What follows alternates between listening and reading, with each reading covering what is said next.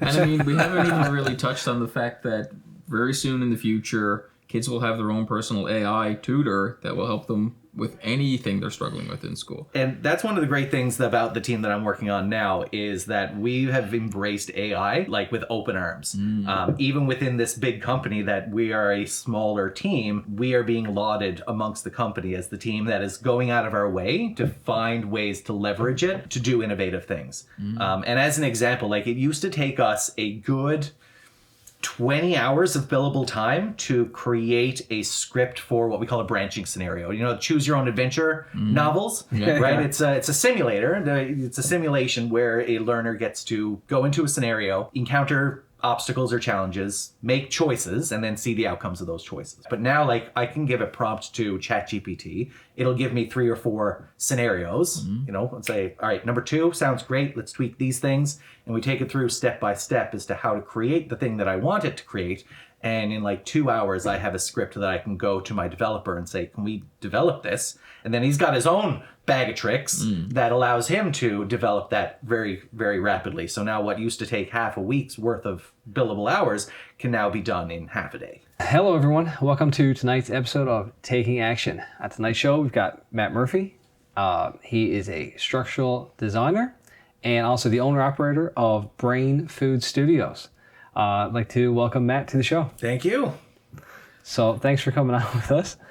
Where do we start? You've got quite the extensive background in education, bachelor's degree, master's degree. Yeah. So you're better than the rest of us already. I don't know about that. Educated does not necessarily mean better. My parents always wanted me to be an educator. Yeah. I know I don't have, I hate to say it, I don't think I have the patience to teach people. So I always admire people that do and do it well. Yeah, that is one thing that definitely requires is a lot of patience, a lot of patience, a lot of creativity to try and figure out now how are we going to navigate any challenges that come up in the classroom, outside the classroom, things like that. So what does a senior instructional designer do? So I work for a learning management software company. So they, that's the platform through which any school or institution, whether it be K-12, higher ed, or corporate doing like internal training or offering public facing MOOCs. What does that stand for? Massive online something, open online courses. And that's the software through which they would develop it. A lot of our clients and customers would purchase the software and realize just how comprehensive and how robust it is. And although they've got lots of great curricula and lecture recordings and PowerPoint presentations and PDFs and all these great instructional resources for in class or their before state of education, they don't necessarily always know or have the wherewithal to uplift that into an after state for an online learning environment. So our team is called Learning Services.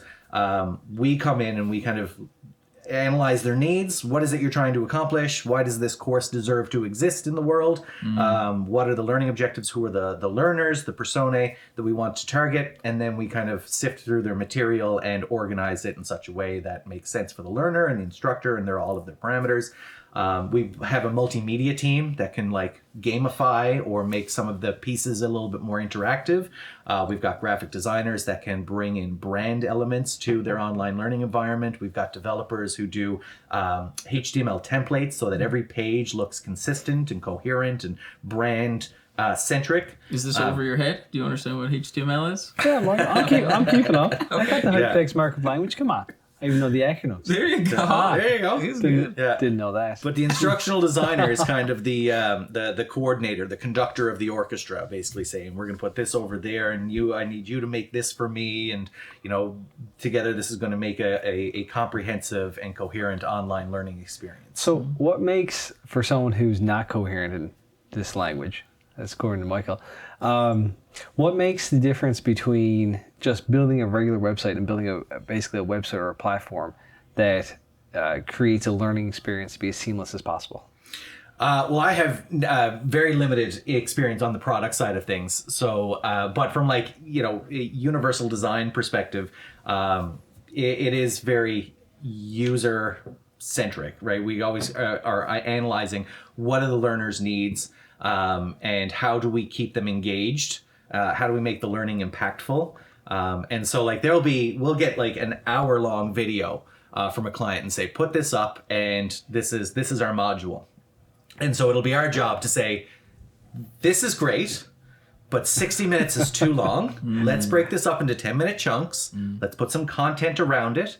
What were the key takeaways from this 10-minute segment? Let's put that under the video and ask some follow-up questions. And then on the next page, we're going to connect the dots, draw some connective tissue, show the next segment, and then kind of build on that. So it's less about, presenting marketing messaging and more about scaffolding information in a way that's digestible and intuitive. And that's one of the things that we always kind of keep in mind as we're going through. Is this intuitive? Does this make sense? As I'm scanning through myself, I'm a very slow reader. So my lens is always like, if I'm scanning through this, would I be able to know what's on this page in the first 30 seconds? And then I go back and kind of read through it. Right. So it becomes very, you need to know a little bit about universal design principles, some UI, UX ideals. And of course, I've got a great team around me that fill in a lot of the blanks on my side. How long have you done instructional design?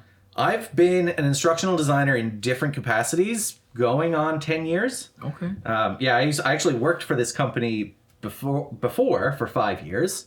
Went off to explore another opportunity that was a local startup that eventually grew and was purchased, which was a great success. And now I went back to this company because it was such a great place to work. The opportunity represented itself. I felt I had done everything that I could have done at this other company, and it just kind of it came full circle. Was that other company an educational platform as well? It was, and I don't mind saying the name of that one. It was locally, it was called Zorbit's Math Adventure. Yes. Right? It was Clockwork Fox Studios, started by Ed Martin Jr.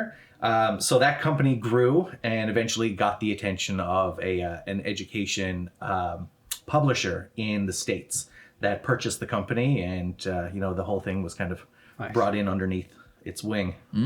Yeah, I've heard of Zorbit. That's a popular platform. Yeah, I think my daughter's even used it. All the schools here in Newfoundland use it. Yeah, it's K to 3. Well, K to 6 now.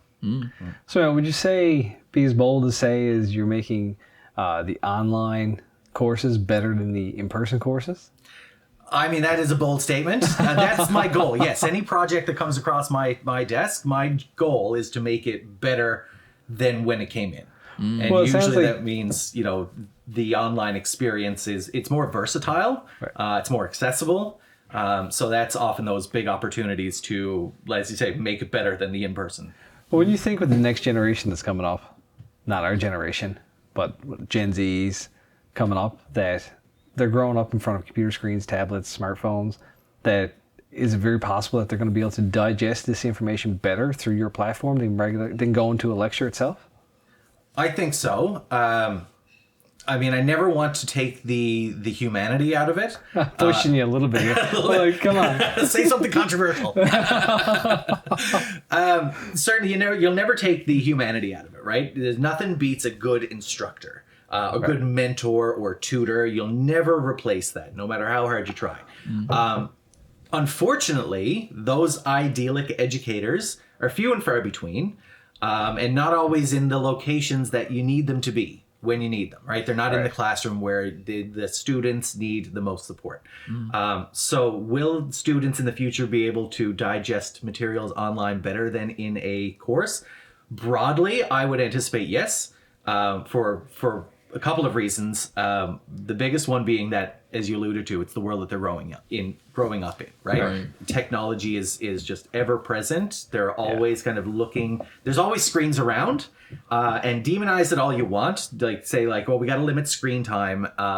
Yes, you can't live in front of a screen, but there's a difference between screen time and productive screen time, right? When my kids are playing games like Zorbits or another educational game, I don't mind them playing for half an hour, right? Yeah. But then after a while, you got to kick them outdoors, right? Get some fresh air. And I mean, we haven't even really touched on the fact that very soon in the future, kids will have their own personal AI tutor that will help them with anything they're struggling with in school. And that's one of the great things about the team that I'm working on now is that we have embraced AI in like with open arms.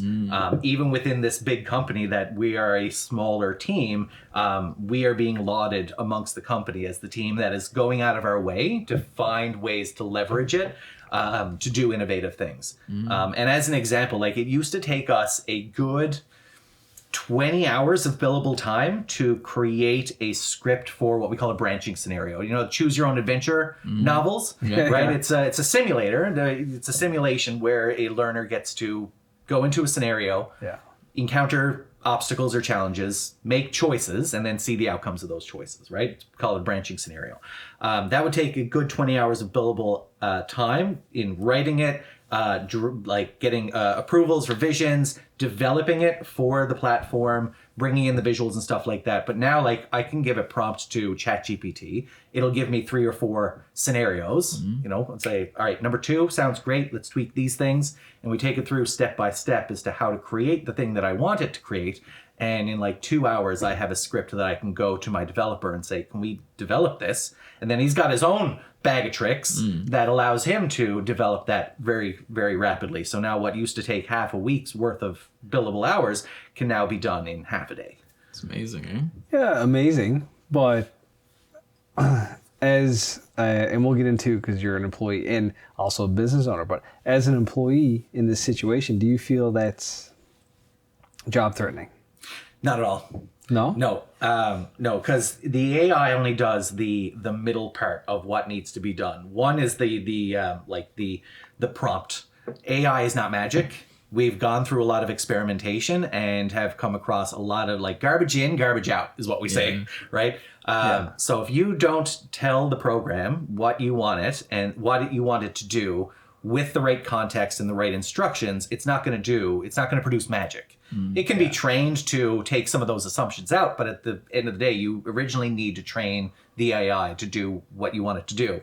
And then on the other end, it does all of the hard work, the heavy lifting. It actually puts pen to paper, does the things for you. But then at the end, you've got to validate it, right? As the instructional designer, I will go through and make sure it's addressing the learning objectives that I set at the beginning. And 9 times out of 10, it does a pretty decent job. I have to tweak a few things, but there's other times where it's making stuff up. And like, no, but throw that out, start over. We got to try again. And if I were to ever take something from an AI and say, without looking at it and show it to a client, like I'd never do that. You can never trust 100% what it's spitting out, but it's like having a really great assistant. Right? And that's the very first line of 90% of my prompts is like, you are an instructional designer assistant. Together, we are going to make a branching scenario. Right. Yeah. Cool. Yeah, giving it a persona is one suggested way to do prompt engineering. Like you're an expert in real estate. Or like you said, you're an assistant. Is a great role for it to take. I feel like everything Matt was just saying to me, it's just stuff that you've said to me about AI before. I don't use a lot of it, and Michael's always like, I use it every day. Yeah, so. I was actually playing around with making my own a little while ago. I got ChatGPT to walk me through what it would take to download some weights and have my own run locally, so I would own all my own data, which I think is something extremely valuable. I hate the fact that OpenAI is the platform that I use. I use ChatGPT 4.0 or 4.0. And it knows a lot about me. Probably knows way more about me than Facebook or any other social media platform. I mean, Meta's getting up there. They probably know not, especially now that the podcast is on there as well. But I mean, like the simple fact that Meta can sell your private messages, I don't think people know that. You know, they're selling everything. They're not saying, oh, we won't sell that because that's a little bit sensitive, or there's some nude photos in that message. They're selling everything. And they're making money from it. So we need to kind of grab hold of our data and start protecting that a little bit more. For sure. And that's one of the things that one of the barriers to entry for a lot of the clients when we talk about AI, because we've got to be very clear with them, is like, we have all this suite of tools that we can use. We need you to sign off in your statement of work or your contract that you agree to us using that. And because we're using the paid services, it is locked down. Like, they are not sharing any information. If they're sending us content, we'll feed that into the AI and say, we need you to create a quiz based on this. Once you feed that into an open AI, that goes into the masses. That becomes available to train the broader AIs. But not to turn this into a sales pitch for OpenAI, but they're like their paid service, which we use, ensures that it does not go to train other instances. If I come back, I think it remembers some of the things that I told it before. But like if you went in and asked a question about one of the clients, it wouldn't pull the information that I put in there, right? Yeah. So it is kind of parceled off, partitioned off. Absolutely. Cool. So we're chatting a lot about what you do as like a 9 to 5, but you also have got this whole entrepreneur side to you as well, Yeah. which is Brain Food Studios. So Yeah. where do you want to get into that? You mentioned you had some learning lessons along the way. What were some of those lessons before you got into entrepreneurship? What led you to it? Yeah, let's go right to the beginning. Now let's go for the full origin story. Full origin story. Okay, so I mean, I always grew up. I knew since high school biology class. Shout out to Sean Colford. That I wanted to be a teacher. I saw how much fun that he was having in his job. He was teaching me things that I found interesting, and I was like, "This is a ball, right? I really love this class. I could do this for a living. I want to be a science teacher." So I went to university, got my physics degree, got my education degree.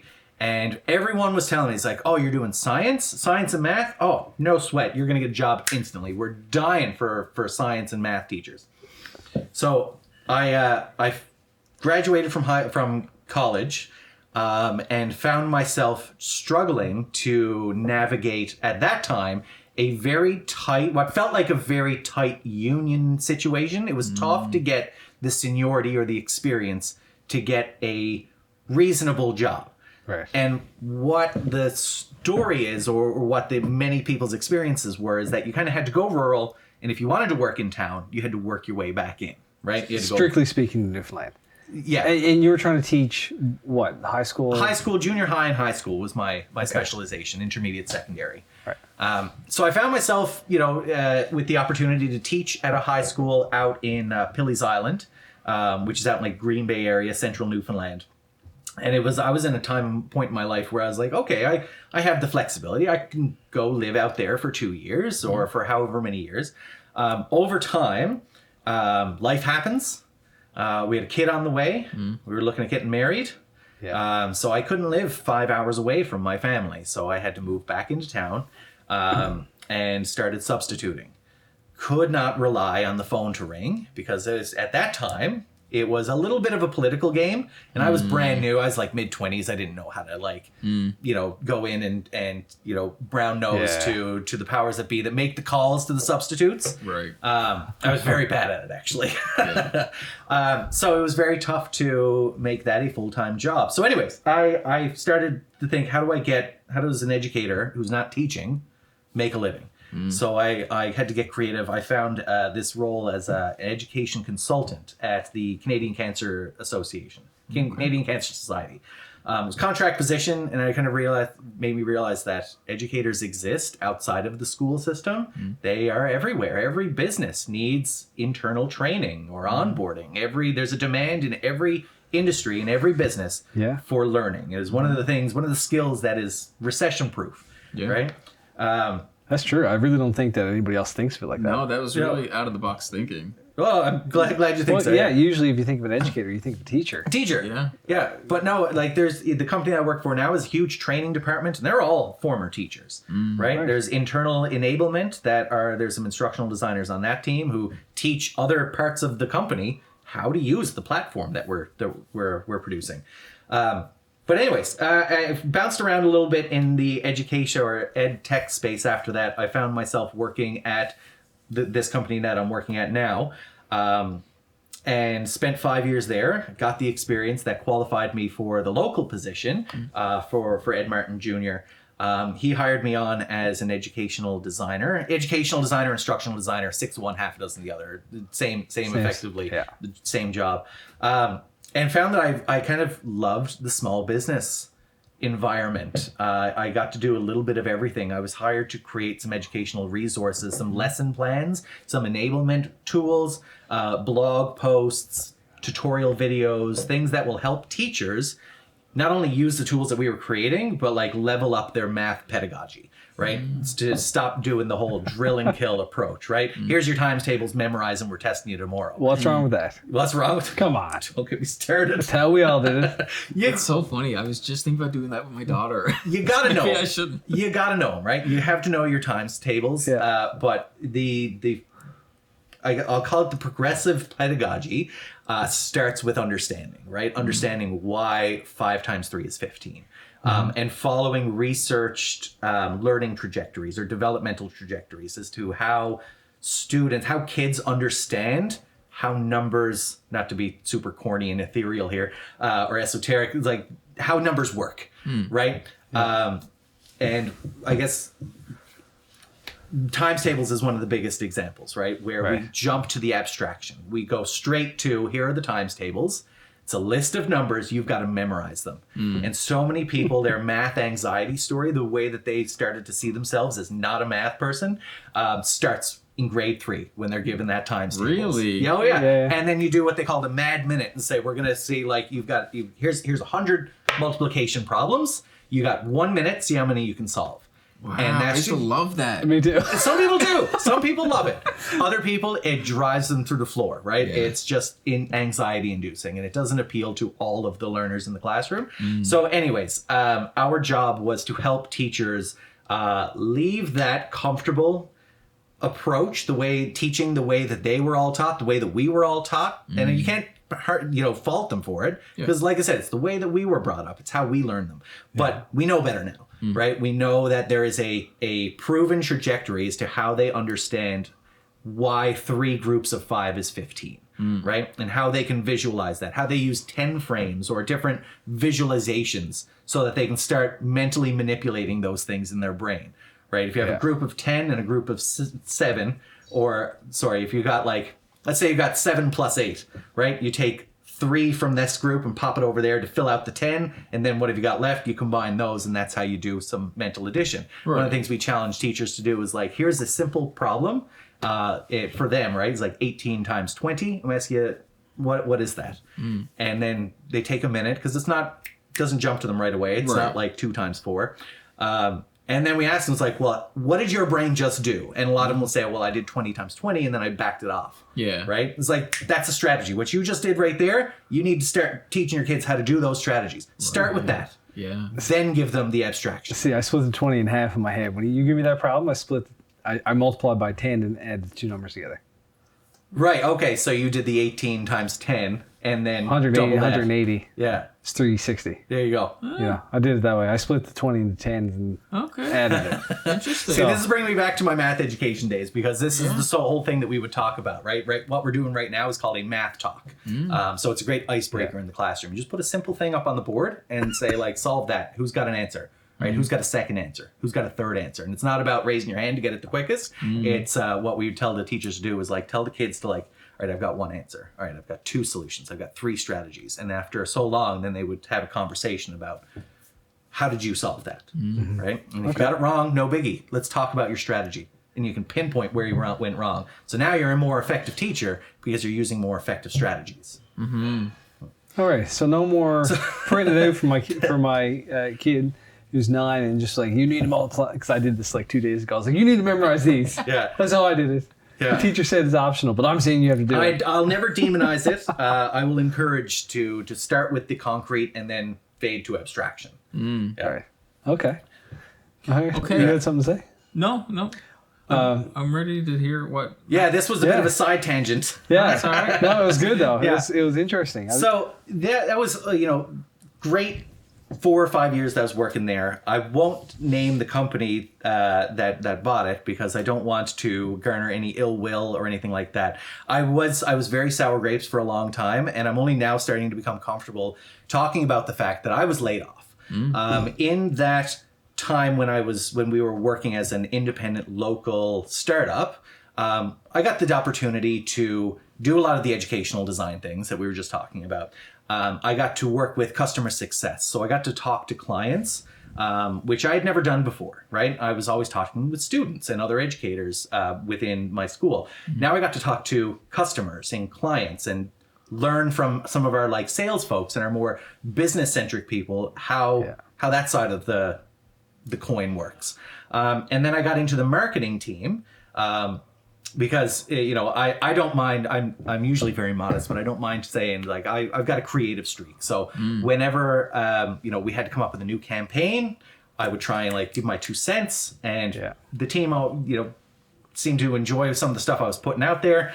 So I eventually joined the marketing team firmly.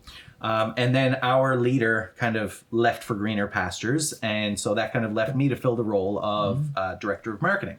Then when we were purchased, a small, scrappy 3-member marketing team up in the frigid Canadian Atlantic, now becoming absorbed by this larger 50-piece marketing team for a much larger international business. Right.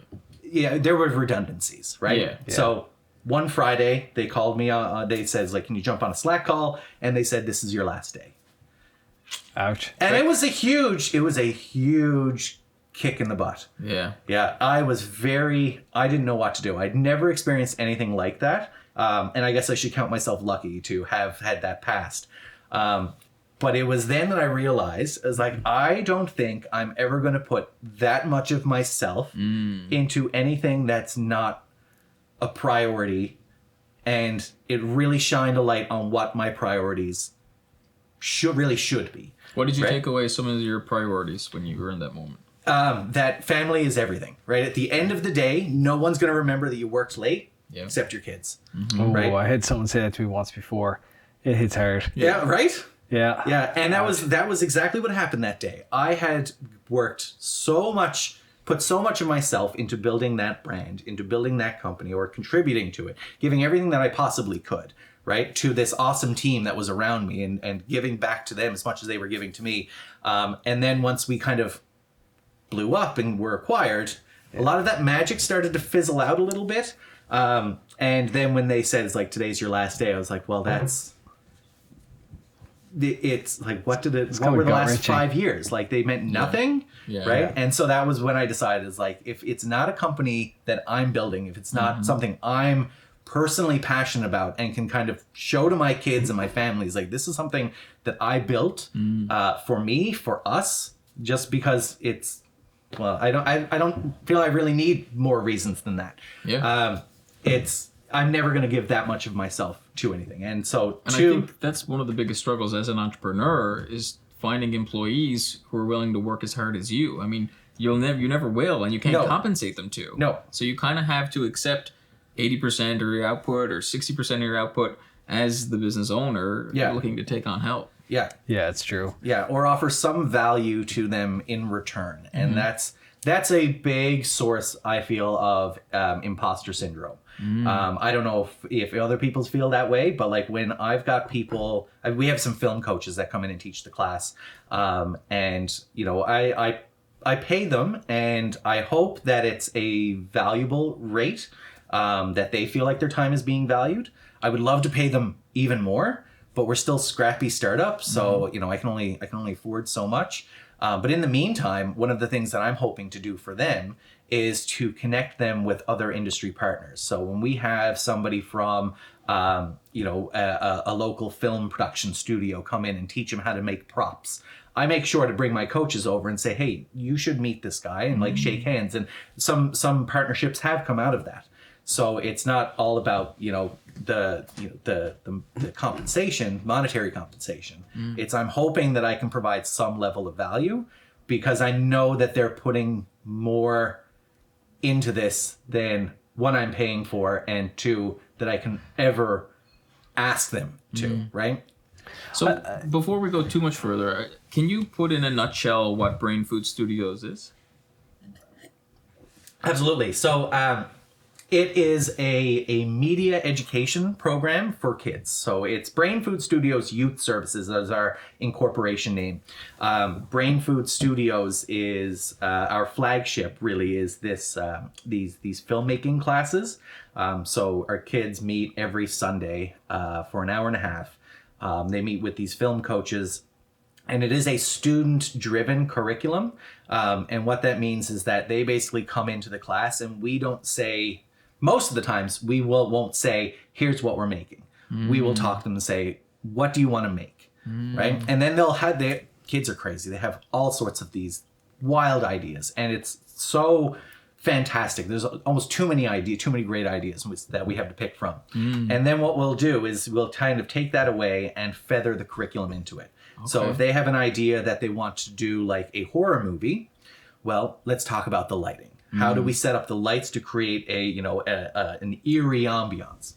How do we create effects? I'm loving this. I gotta say, I'm getting so. What's the age limit on your class? Is it 37? Well,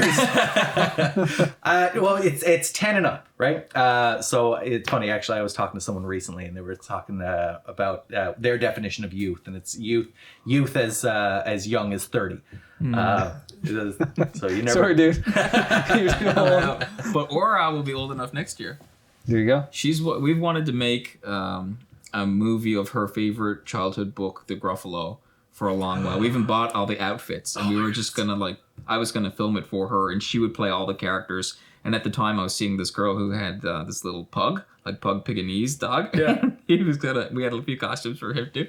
But the whole intent was to get her interested in film and to see how film works and what is film. Yeah, right from the beginning. Yeah.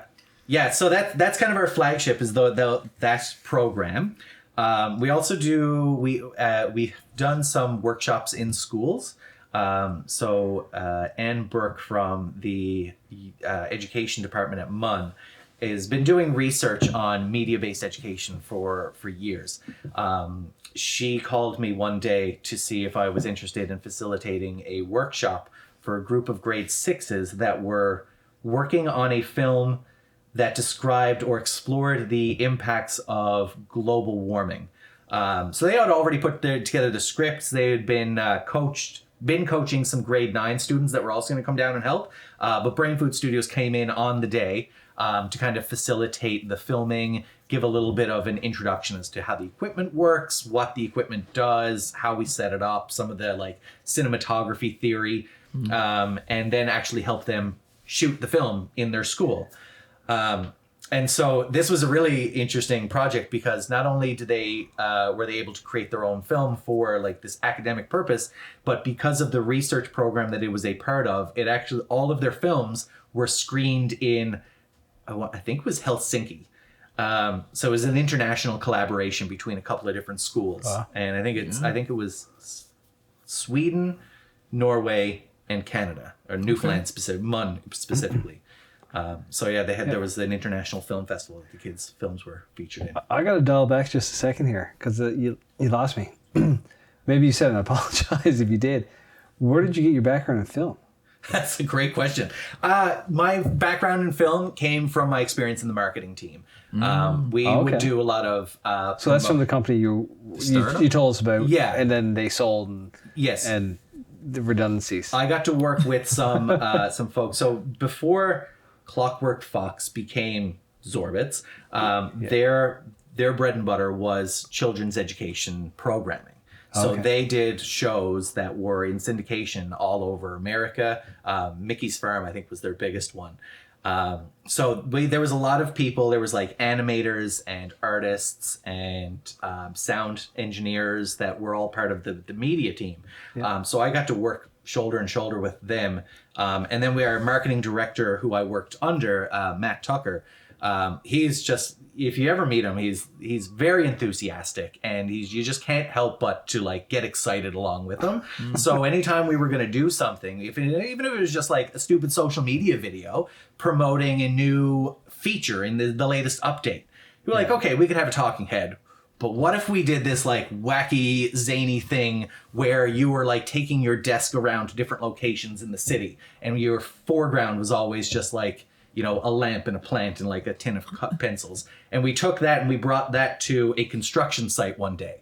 And we were talking to one of our colleagues about an update that was construction related. And we brought it, where else did we go? I can't think of any other examples right now, but it was that sort of thing that got me kind of thinking about the lighting and the way that we kind of tell stories through cinema. I kind of learned through that kind of exposure. the rest I kind of had to teach myself as to how to like do some editing, like proper lighting techniques, exposure, triangles, the whole exposure settings and stuff See, like that. I have a background in photography. That's where I started. So when I was doing my electrical course up in St. Anthony, I was like, I probably won't find that too difficult. Like, trades aren't known to be extremely difficult, like degrees or master's degrees. This is the simple truth. Now it's being controversial. It's true. Okay, well, we just got some viewers anyway. Keep going. Well, yeah, okay. Do you want to this shovel over here so you dig the hole? To my experience, I went to MUN, and I had a very difficult time. And I tried doing business, and I tried doing psychology. I was like, this definitely isn't for me. And then I went to trade school, and I got top of my class, and I got valedictorian. And I'm not a genius. Like, I'm probably below average at most accounts. But for me to do that well, I was like, okay. So while I wasn't studying for electrical, I was studying photography. And then I just kind of fell in love with photography and went really deep down the rabbit hole, because that's my personality. But yeah, well, I just like that you took your education and you saw an opportunity with some film experience that you had just in the educational roles that you had in the development of the programs you were doing. Yeah. And you were able to take that and knew enough about it to say, hey, there's an opportunity here. Yeah. And so that was, once, I was in, the pits of despair after being laid off. Woe is me. No one's ever had bigger problems than me at that moment, right? It did get to spark a bit of reflection, right? What did I like? What did I like about that job? What did I like about the other jobs that I've had throughout my career? And it was shocking that it took me this long to kind of picture that Venn diagram. It's like, I love teaching. I love imparting knowledge to other people. I love empowering and supporting people as they kind of arrive at aha moments. I love teaching. On the other side, I loved what I was doing on that marketing team. I loved creating content. We did during COVID, we did a little mini series. It was, math around the house. So I got to play a bit of like a Mr. Dress Up type character, right? In my basement, I got to play with puppets. Please tell me you had a tickle trunk. I didn't have a tickle trunk, but I did have puppets. I had two little friends that would help me. One was like a puppet cat that spoke French, and the other one was like a little toy caterpillar that would like whisper ideas into my ears and stuff like that. So anyways, that was the funnest thing that I had ever done in any job. So I was like, I want to do that. I want to do that for myself. So there was a couple of months where I was like, I won't be modest in this sense. Like an expert math educator who loves creating content. Let me make some content for myself. So I started making some math educational videos in my spare time, and got to try a few things, learn a few things editing wise, and how to like set up lights and stuff, and trial and error. And then after a while, I found myself, I went back into the classroom as a substitute. So I was kind of supplementing some income with a day here, a day there.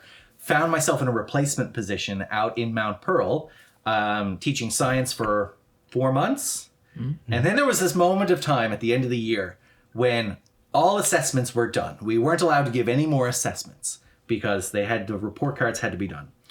But then there was 2 weeks till the end of the school year. And kids were still coming in. And in grade, not junior high, it's like herding cats, right? Yeah. Well, and if they know that none of this counts for their grade, good luck. Yeah. Right? Unfortunately. Yeah. There was some that were like still very, very gung-ho about it all, but I was like, I'm not going to torture myself. I'm not going to swim upstream on this. So I kind of said to him, I was like, instead of doing the science for the next 2 weeks, what I'd like to do is like, I'm going to bring in my lights. I'm going to bring in my cameras and tripods. Like, do you guys just want to make movies, right? It can be about absolutely anything. We're going to take you through the scripting process. I'm going to show you how to like write a script. I'm going to show you how to create a shot list. I'm going to let you use some of the gear. You can go all over the school and set up your shots and your sets and stuff like that. And say, if you're interested, great. If not, like, I'm not going to force you. Just let everyone else do their thing. We'll put you as an extra in the background. Exactly. And there was a few that were very eager to this opportunity. And that's when I realized, like, oh, shoot, this is that Venn diagram overlap, right? Yeah. I want to teach media. There it was. That's where it was, right? Yeah. And so then the following October, I did my first pilot program. I put it out there. I said, is this marketable? Is there an interest for this?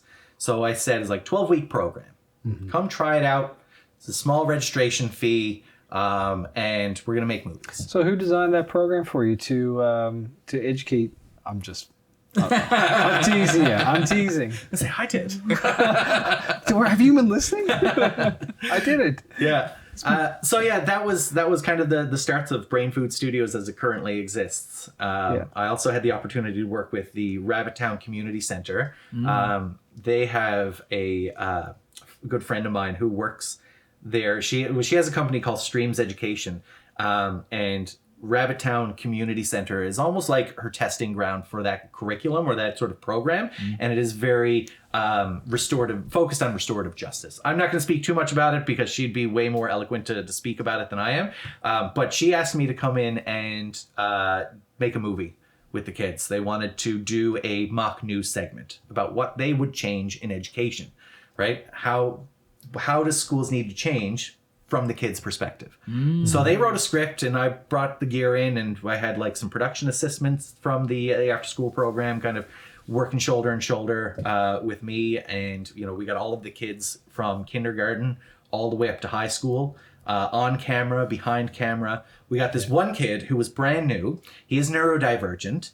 And Tisha tells me afterwards that it was looking like, you picture a new kid who's neurodivergent going into like a new community. You can kind of picture that trajectory socially, right? How that might play out.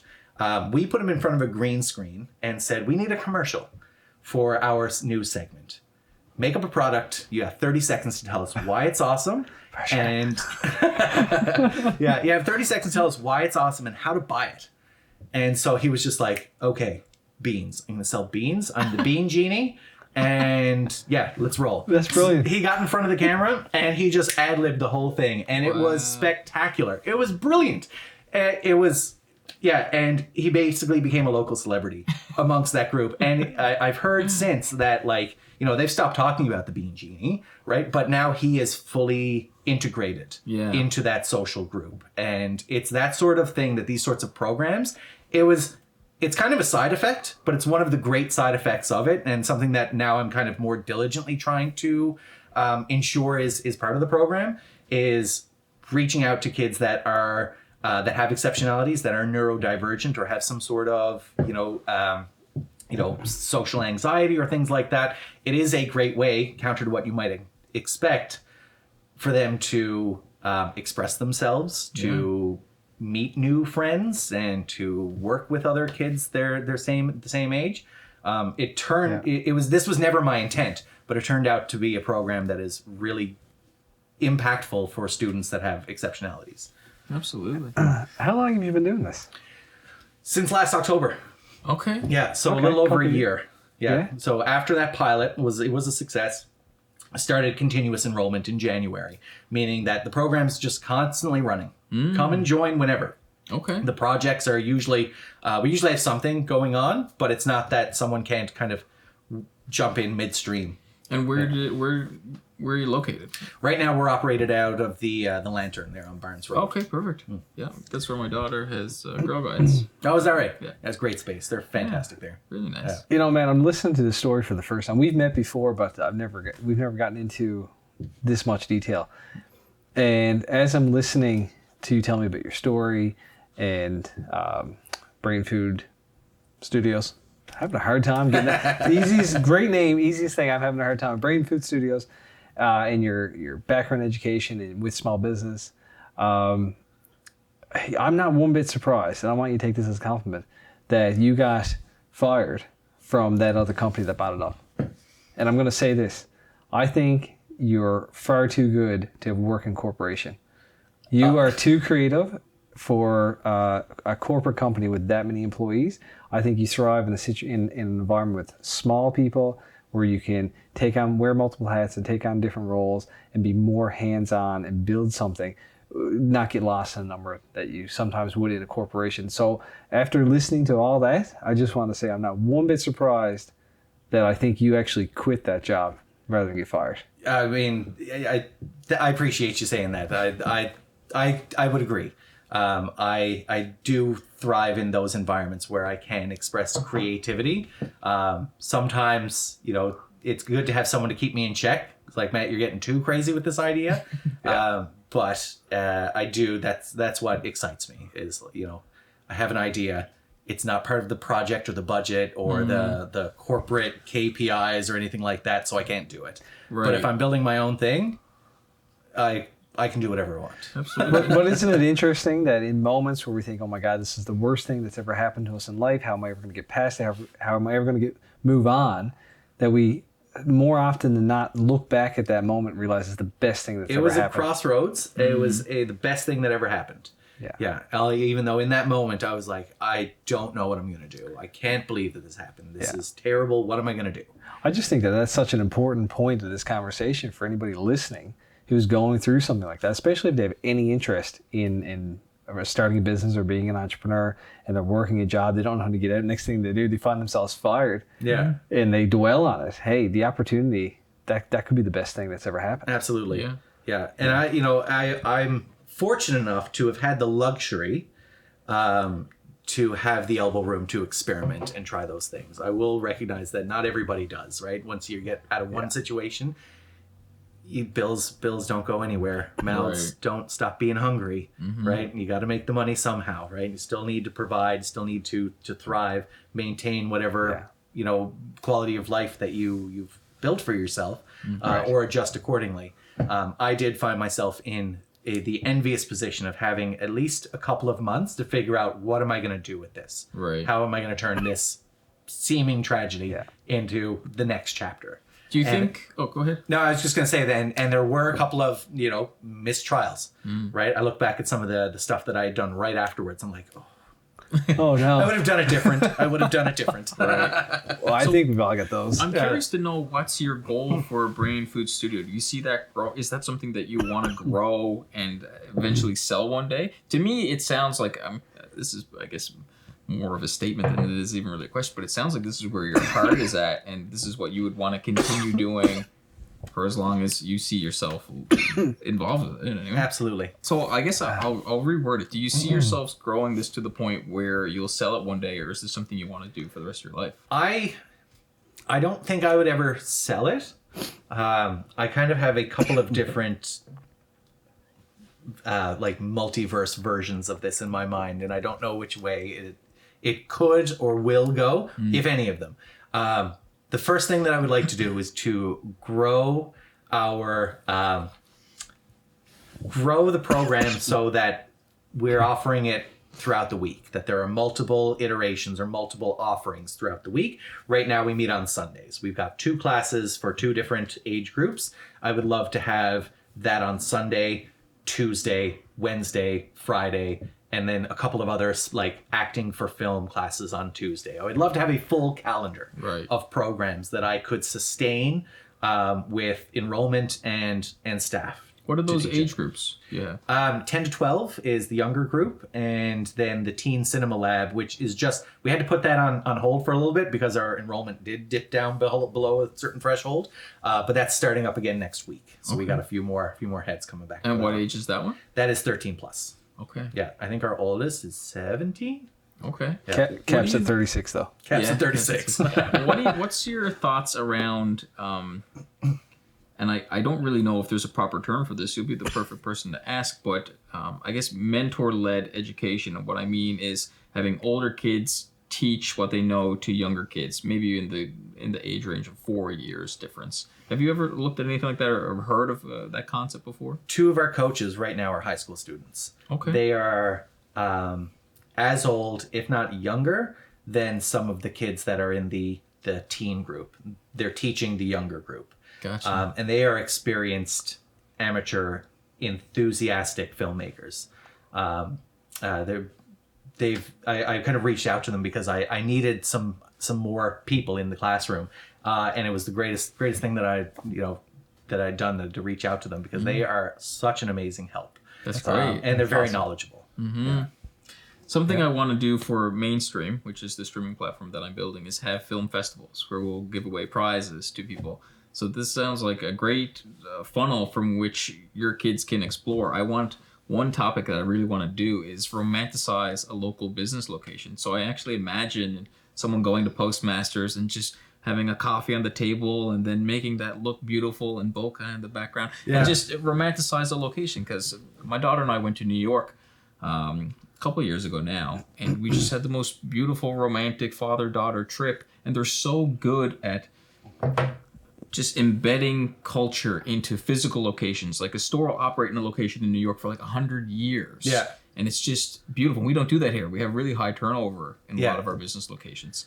So I'm hoping to bring a little bit of that through the film community and make a spot that somebody sees in a short film recognizable to tourists. Yeah. And make it romantic and sweet. I love that and cute. idea. And those are the sorts of like thought starters that we will start a class with, right? Like I said, we usually try to have the kids be the driving creative force on absolutely everything, from the idea to the script to the way that it's shot to the final editing. But we'll often come in with a prompt, right? Like Halloween time in October, we said we're going to make a scary movie.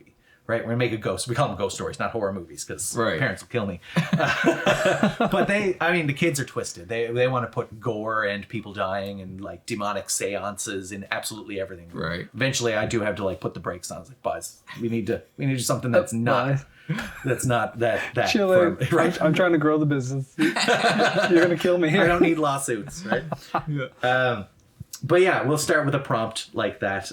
And so we've also worked with local businesses to offer them another audience or another way to explore different types of cinematography or different avenues. Because realistically, a lot of local filmmakers do fill their downtimes with marketing projects, right? And so it is a useful skill to have. I'll never propose that we do marketing, but like we did some social media posts for Jumping Bean last year, where like one person will be walking down the street with a Tim Hortons cup and someone will come out of like from camera left and slap it out of their hand and then give them a Jumping Bean coffee.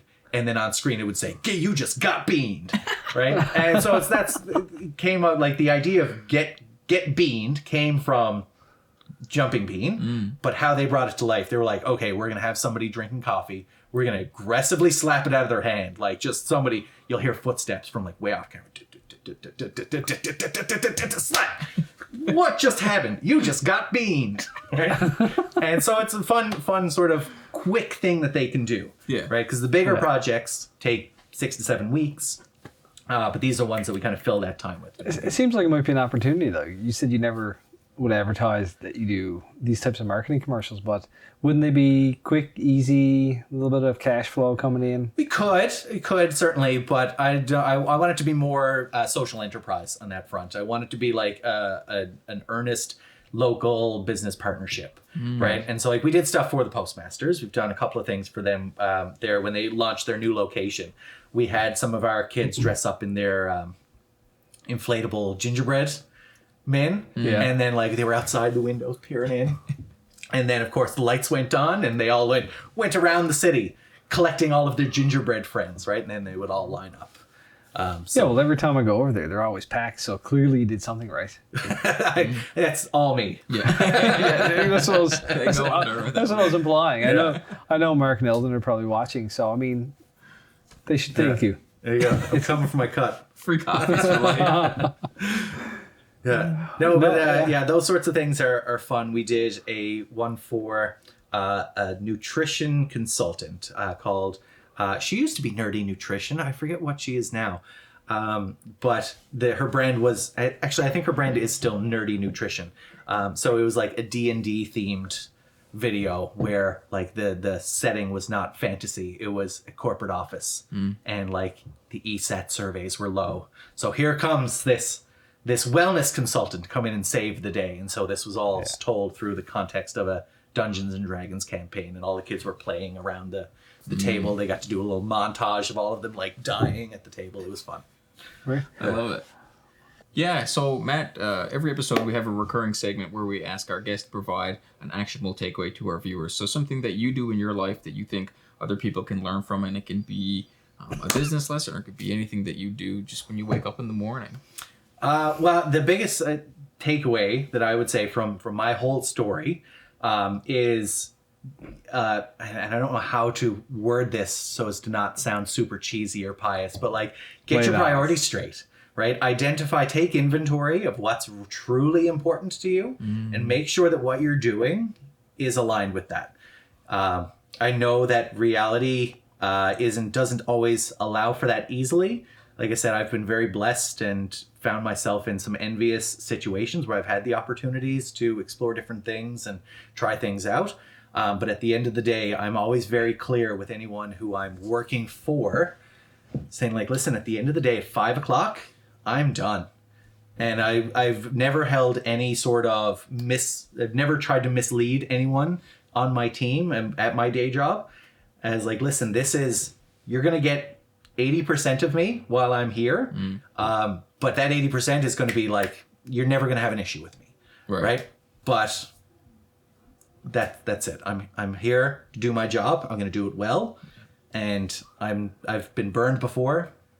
I'm not going to put that much of myself into something that's not for me and my family. Absolutely. I think get your priorities straight is something that you can revisit on like an annual basis for sure. Yeah. You know, as we go through life, things change, and I constantly have to refocus my priorities. I'm somebody who wears a lot of hats and tackles a lot of things, kind of like stupidly large things.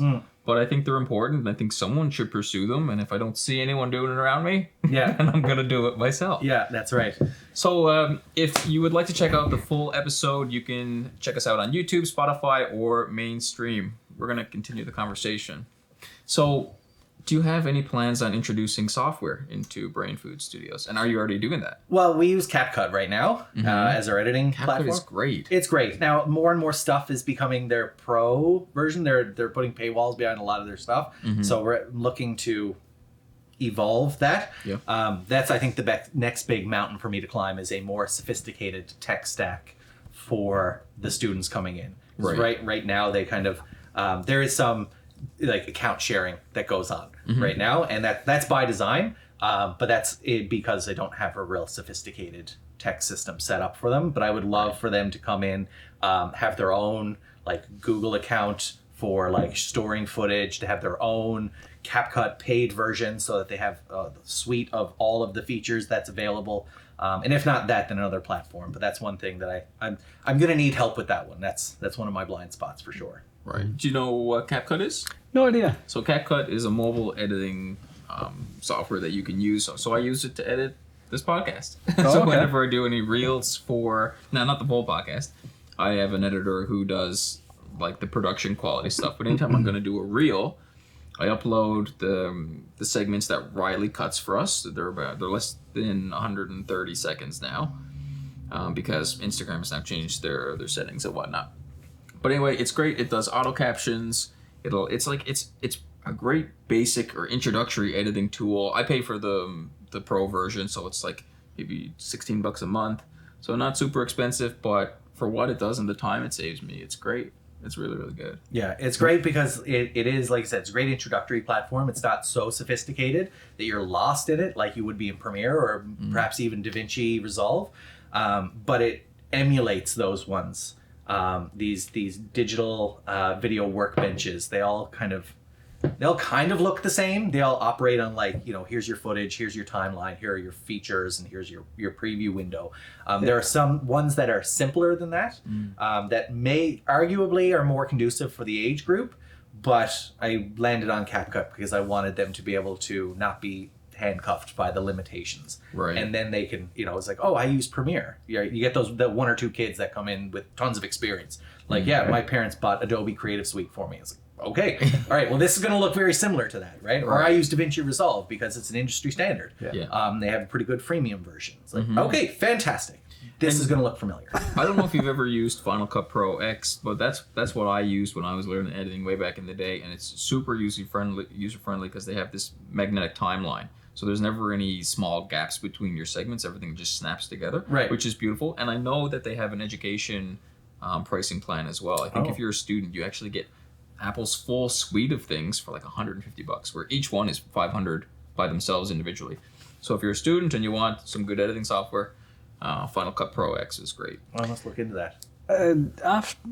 Just to go back and touch on something you just said there. So you do have some students that come in and they've got all the resources that money can buy. And you've got some students that come in, they don't have anything. They're showing up just trying to get by, trying to learn something. They don't have the same type of resources.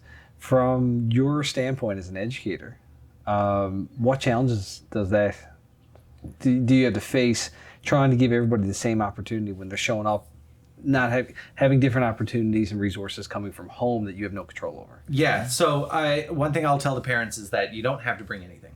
Just bring kid shows up with their, some half-cocked ideas. Great. If they have a fancy $3,000 camera, bring it if they want to learn how to use it a bit better. Or if they have a tablet and they want to use their own account, sure, bring it along. Our coaches will kind of accommodate that. But one of the things, and this has been one of the challenges for like the program delivery, is how do we walk that line where it's immersive enough, where kids are dealing with, shotgun mics and studio lights, and they get to use the clapboard and use all the fancy stuff. Right. But then when they go home, we also want them to have enough DIY wherewithal to be able to recognize that I don't need fancy equipment to do cool things, right? I can create some pretty impactful cinematic lighting with the lamps that my mom has in the living room, right? Okay. Or a flashlight. You just got to get a little more creative with this. Exactly. Okay. Yeah, I saw a video, actually, the Nickel Film Festival folks, they were at Brother Rice there a couple of weeks ago. One of the things that they did is they had a phone on a tripod and they tipped it up ahead, so they had the phone facing that way, but the legs coming back this way, and they put it on the bottom shelf of one of those dollies that they used to wheel in with the TV on it. Yes. The one I'm talking about? Yeah. So they strapped it onto the bottom of that and used that as their dolly. Beautiful. Right? So they just needed a tripod. No way. And that was the only piece of specialty equipment that I think they needed for that project was a tripod. And they're $20 at Walmart, right? You can get a reasonable one. Right. And then, of course, kids already had their phones, and then school, they just went and scrounged, right? And so we find ourselves doing that a lot too. It's one of the things we say a lot to the kids. Look, we're going to embrace our limitations. Come with your big Hollywood ideas. Recognize we don't have a Hollywood budget, so don't hold yourself back. We'll never say, it's not always improv, yes and. Sometimes it's no, but. Right? Okay. Right. And so that's one of the big things that we tell them is like, you don't need all this fancy stuff. There are ways around it. If you have this like monster movie idea, right, where you have this like oozing monster with all these like tendrils and stuff, right, we might be able to get like one quick shot of it, but like then we'll show them ideas like some of the most horrific movies. And I would say we would show the 10-year-olds horrific movies in class. We don't. But we, a lot of the most horrific movies that you might remember, you don't see the threat, if at all. If you do, it's like at the very end, right? You think of all the found footage, like Blair Witch Project or Cloverfield. You see the monster like for a split second at the end. The Witch is another one where you see a shadow in the very last scene, but it's just the way that it's shot, right? The presence of the threat of some sort of supernatural presence. Yeah. So we tell them to get creative. Like, how do you do that without showing the monster? I guess it's a whole new way of thinking. It is. It's an art. It's a complete art. Yeah. And it's so vast. I don't think of myself as being overly creative in a lot of ways, especially with film. I wouldn't know where to start. Our first episode here on the podcast, Michael asked me to check the focus, and it didn't go well. I haven't touched the camera since. Technically, this is episode 19, but we had to scrap that. The first one. First one was a sketch. The first one, yeah. The first one was me interviewing you. Yeah. And you were like, sure, I'll be your co-host. I know. The best episode. It never came out. That's funny. No, yeah, it really is a different way of thinking. I found it really interesting to hear those methods. That's one of the things that, kind of started all of it, or one of the things that I wanted to be clear at the start of all of this, is that making movies is not as, it's not magic, right? You don't just turn on a camera and things happen. Right. And that's for a lot of kids who are growing up, the YouTube generation, TikTok generation. They see all of this content out there and they think, I want to do that. And great. Yes, you can 100% do that. But what gets frustrating for a lot of them is when they go to actually create their first piece of content, they're hit in the face with just how much is involved. Yeah. Right? Now that I've got the footage, what do I do with it? Do I just upload? This is great. Do I just upload 12 minutes of raw footage? No, you have to edit it. And if you're going to edit it effectively, you need to have pre-planning, right? You plan, you plan for the shoot and you shoot for the edit. Oh, I have to know now. You threw something out there on the table. I need to know, because in my industry, in construction primarily, I'm finding it harder and harder to hire people and get people to work with their hands. Finding good tradespeople. It's turned out to be tough, and it seems to be getting tougher over the years because I've been doing this for just over 12 now. And the people I sit down and talk to in different industries and my network and other friends who are in different businesses, we chat about the difficulties of hiring people now. And we always jokingly but seriously at the same time say, yeah, everybody just wants to be, all the kids now just want to be YouTubers. Influencers. And influence, that's the word. Yeah, influencers, of course. See, I'm dating myself. But they all want to be influencers. They all want to be on social media and making big money. Do you get a lot of that or any of that where kids come in like, listen, I don't really care about film. I want to make YouTube videos or TikTok or whatever. Most of the kids that have come in so far, they haven't been like adamant that I'm going to be the next YouTube thing, or I want to make videos of me opening boxes and do like the gimmicky things. Yeah. No one has come in and said that's what I want to do. One of the things that kind of I hate to overemphasize it and call it like a source of inspiration or an aha moment, but I do remember when my oldest daughter, who's 11 now, and in the class, one of my students, she wanted to be a YouTuber, right? So I was like, okay, well, I can help you with that. And then when I was telling her, like, help supporting her, she realized that there was more to it than just turning on the camera and talking and expecting magic to happen. And that was a big obstacle for her, right? And so then that's why I was like, well, we need to help make this platform more accessible. And we do that through education, right? So how do we teach kids to make an effective plan that doesn't feel like they're handcuffing themselves, still gives them the creative freedom as they're producing it, and then how do they produce in a way so that they're not torturing themselves in CapCut later, right? Trying to clean up or hide a certain foible or flaw or something. Fair enough. Matt, walk us through how one signs up for Brain Food Studios. So they can contact us through our website, brainfoodstudios.ca. It's a simple registration form. There's no commitment right away because we bill through invoices, so I'm not going to ask for credit card information on the website. And he prefers cash. I prefer cash. It's just a sign up. Yeah, just simple registration. Now our younger group is, I don't know, I'm not going to say it's full because we'll always make room for anyone. But we are looking to put a few more heads together on the older group, which is 13 plus. 13 up. Yeah, but I'm kind of evaluating, do I do it based on age or by experience? Because there's some kids who joined the younger group at the very beginning and are now, or there's some that have even come in with a certain level of expertise or experience that could easily hold their own with the older group. And there's some that have been through the older group that like need that foundational support. So I'm thinking of pivoting it to more of a proficiency based grouping. So they would have to do some sort of assessment.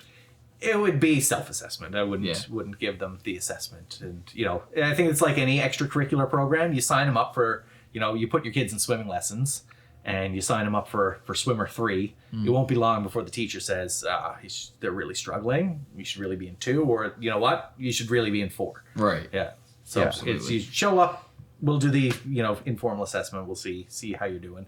But I wouldn't anticipate anyone wouldn't fit into any of the programs. And what about some of the gear? So if I send my daughter to your program, most likely I'm going to want to send her with probably a cell phone, even though like we have a cell phone for her, but she doesn't get it unless like I'm running to the store or something. Like she doesn't get full access to. She doesn't have a cell phone, but I have one for her to use if she ever needs to for an emergency or something. Right. But most likely she'd be coming with like a GoPro, and maybe even I'd feel nice and let her take the gimbal with it or something like that. But what I'm trying to ask is, what kind of gear do you allow or do you have a gear list, or what do you let them come with? I'll never ask anyone to come with anything. It's never required. The only gear that I might send an email out for parents would be like if we're doing a film day, and like one of the characters is like a school classroom bully. To say like if they could dress as a school bully, whatever that means to you, send them in that, and then take note because we're probably gonna need that same outfit next week, right? And I'll say like if you have props available, like some Halloween props, if you got some like body parts lying around, right? Or some like tombstones, send them along. We might use them, we might not. If we got nothing, I've got some stuff that we can use, but when you're trying to dress a set, more is better in most cases. But in terms of like the film equipment, I don't expect anyone to bring anything. There was one kid who has like a professional camera, and his mother said, we would love for him to use this. We bought this for him because he loves making movies. Can you use it? So we said, yes, absolutely. Bring it. He'll be our director of photography for this project. And, our coaches will show him how to use the exposure settings on it. And so now he's become more adept at using the tools that he's used. Right. But we have 2 DSLRs so that we can, divide and conquer with the bigger groups. And then this last project that we just did, we were divided in 3 groups. So we had the 2 DSLRs, one in each location. And then the third group used one of the kids' phones, right? And so we just made sure. I asked, it was my daughter. So I was like, can you bring your phone this week so you can use it? But 9 times out of 10, there's at least 3 phones in the room. Right. Yeah. Have you ever made any films yourself? I mean, define film. Well, like, have you ever played around with making a film? And if you did, where did you put it? So our YouTube channel at Brain Food Studios on YouTube that's where I put some of the early stuff that the educational stuff I kind of did on my own. There's a few in there that kind of bridge the gap between, edutainment and, short films. There was one that I did for the Nickel Film Festival, had like one of those 24-hour, 48-hour challenges. Yeah. And you sign up and they send you a prompt, and that's what you got to make your film on. So we did a couple of those. I was still very much in my math educator era at that time. So there was one that we made. It was with my kids in the house. It's called How I Became a Math Person. So the prompt that they gave us was a character is abducted by aliens and comes back to Earth with new powers or knowledge. Right. So I was like, okay, well, what can we do with this? So, this was, I became a math person. I was abducted by aliens. I wake up on my patio covered in goo. There's a little shot where it's out of focus. My daughter is standing in front of a bright light, and it's, she's a silhouette that's out of focus doing these like weird alien actions. This is me kind of falling asleep on the patio. So anyways, I was abducted by aliens and came back, and now I can do math. I can read time. I can cut pizza effectively, right? The whole first half of it is me screwing everything up, right? We even had my youngest son, he was like 5 months at the time, in the film. So he was like a young Matthew, right? And he had some numbers around him. And my wife voiced the mother and said, show me number 3, show me number 3. And he picks up like a number 2. And she's like, you hear her off camera, oh, he's going to be terrible at math. What are we going to do? That reminds me of that reel where they're putting the shapes into the little cube and they keep putting it into and message just breaks down. I love that so much. I love that too. Yeah. Have you ever seen it? Oh, I've seen it a bunch, yeah. Yeah, you've got a lot of exciting stuff on the go. I mean, I can't. I feel like I can't wait to sign Aura up to this. My daughter's name is Aura. Oh, nice. So I can't wait to get involved with this. So I guess one thing that I want to ask, I think we're probably going to come to an end here. You want to grow the business. Obviously. I want to grow the business. You want to. I think it's the natural assumption is you want it to be your full-time gig. The moment I can make this my full-time gig, I 100% will. So, what do you see as the number one obstacle preventing that? I know, like, you could say, take the easy way on that answer and say, well, if I had more students, I could just do it. And, But something a little more in depth, how do you see yourself getting there? That's a great question. I mean, yes, the easy answer is, brand building and getting word out there and creating more demand and generating more revenue. I would love to eventually be in a position where I don't have to charge parents. One of the multiverse versions of this is that Brain Food Studios becomes for media education what Brilliant Labs is for STEM or STEAM education. Okay. So Brilliant Labs has all of this like free programming where kids can go learn about 3D printing or programming or engineering and things like that. They go into schools and they set up maker spaces. I would love for Brain Food Studios to be in a space where we are financially sufficient that we don't need to charge tuition for families, making it more accessible for families that truly need these opportunities. I wonder if there's any, I mean, I'm sure you've thought about this. This is probably, you're like, I thought about it on day one, Ryan, but grants available from the film industry of different levels. So that's the biggest obstacle right now is securing reliable operational funding. I'm starting, now that we've been in operation for over a year, that has unlocked some avenues that I'm beginning to explore. In the early days, in like when I was trying to explore different funding opportunities, we were 2 education for film grants and we were 2 film for education grants. And we were in a weird space, and everyone who looked at us, they were like, sorry, you don't qualify. But now that we've been in operation for a year, we've been confirmed by Arts NL that we are a professional community organization, I think is what their classification is. So that unlocks opportunities to apply for different grants. I feel that in some businesses, when they first start, part of the learning curve is figuring out how to check off all those boxes. Yeah. To make yourself fit, to get the funding, to build the foundation, the base. It might not necessarily be exactly what you want to do, but it's a foundation, it's a base that's going to later enable you to do what it is that you want. Absolutely. And, that's something that plagues my brain sometimes, because when I think about that, it's like, all right, if they have this bucket of funding, this envelope of money that's available for projects that do X, Y, and Z. It's not what I'm doing now, but I could see myself doing it. I remember something that Ed said to me, who was, like I said, the CEO of the startup that I worked for. Yeah. I think he just kind of said it off the cuff. I don't think he meant to be like this profound career advice. But he said, if you're chasing grants, you lose your identity. So there's a balancing act there where, yes, I need to check the boxes in order to be able to unlock the funding. Yeah. But if I'm constantly chasing grants, you lose yourself, right? You lose your mission statement. Yeah. And so that's whenever they were saying, it's like, if you were doing, just films and, you were promoting the films and selling the films, we could support you. Like, I'm not comfortable trying to monetize the stuff these kids are making. No, not interested. Yeah. So, but now, like I said, I've been in operation for a year. We've kind of proven ourselves to start checking some of those boxes, and there are funding available for like the professional development space or industry development, because we've worked with. I've an ongoing relationship with the folks at the College of the North Atlantic, the Paul L. Pope Film Center, the new one that's there across the street from the Arts and Culture Center. Yeah. And they see this program as a pre-pipeline into theirs. So they were like, just let us know. Wow. Just don't be a stranger. If we can do something, we will do something. Pitcher NL has said the same thing. NIFCO has said the same thing.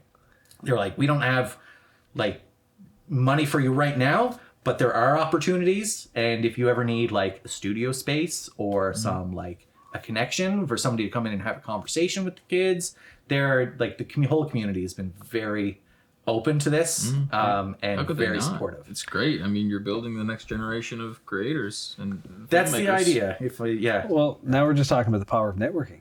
Yeah. In business, you can't just do it alone. You can't just open up your doors. We've said this before. You can't just, I think one of our episodes, you can't just, I'm in business and start sending in invoices. Right. That was with Adrian, episode 1. Yeah. Yeah, it was.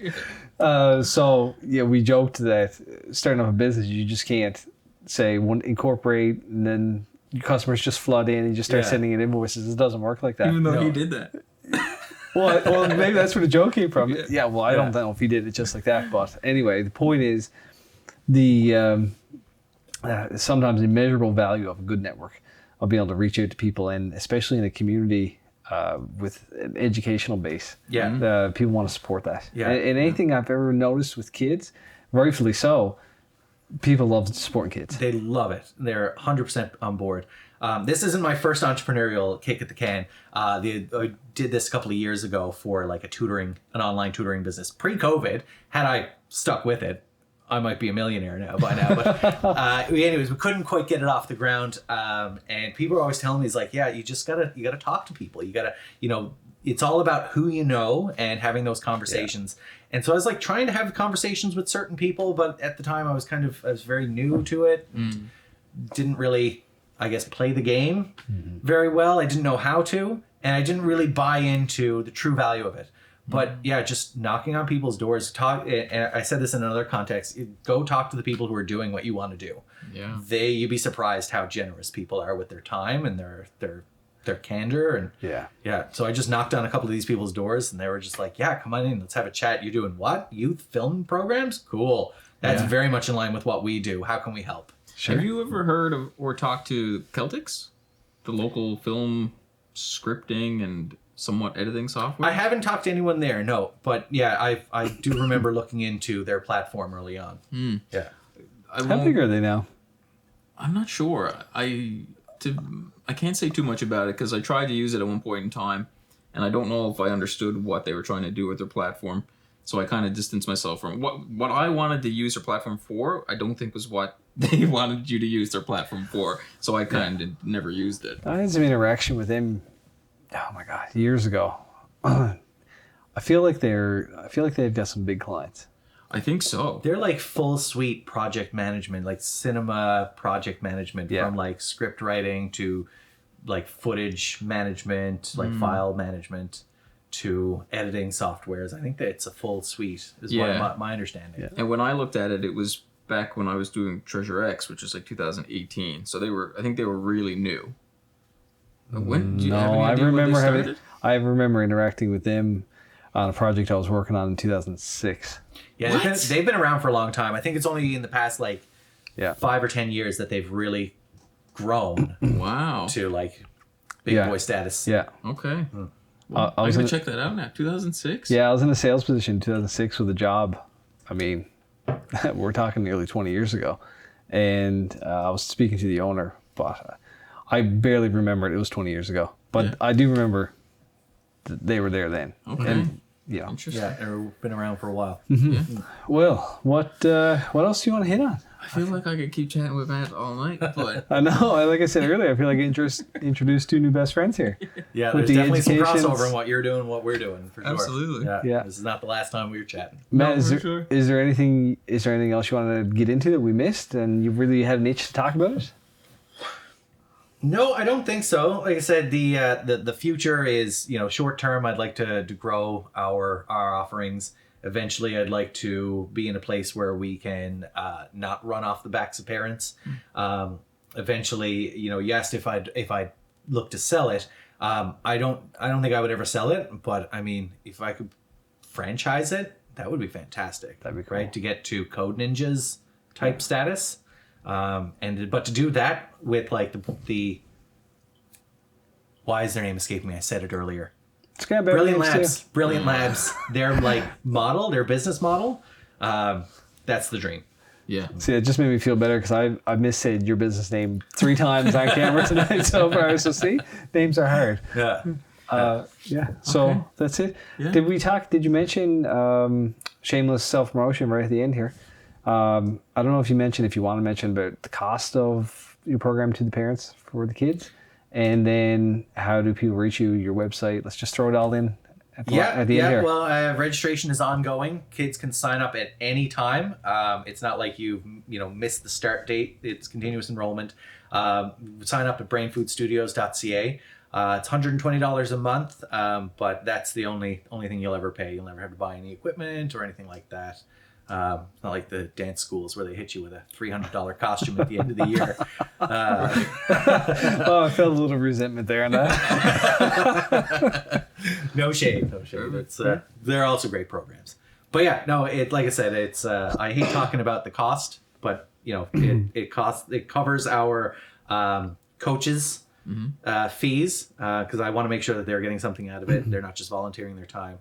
the space, materials, things like that. There are some costs that I do have to cover. I think $120 for a kids program per month is quite reasonable. Having two kids that are in different programs, and Michael has his daughter in different things as well, I think that's pretty reasonable. Yeah, and it's on par with a lot of things that are out there, especially like it's a specialty program, right? It's not like just the swim lessons or daycare. Right. There's a certain level of specialties that our coaches require, or required of our coaches, rather. For sure. Absolutely. Well, thank you, Matt, so much for coming on the show. Thank you. Yeah, thanks. This was great. This was fun. It was fun.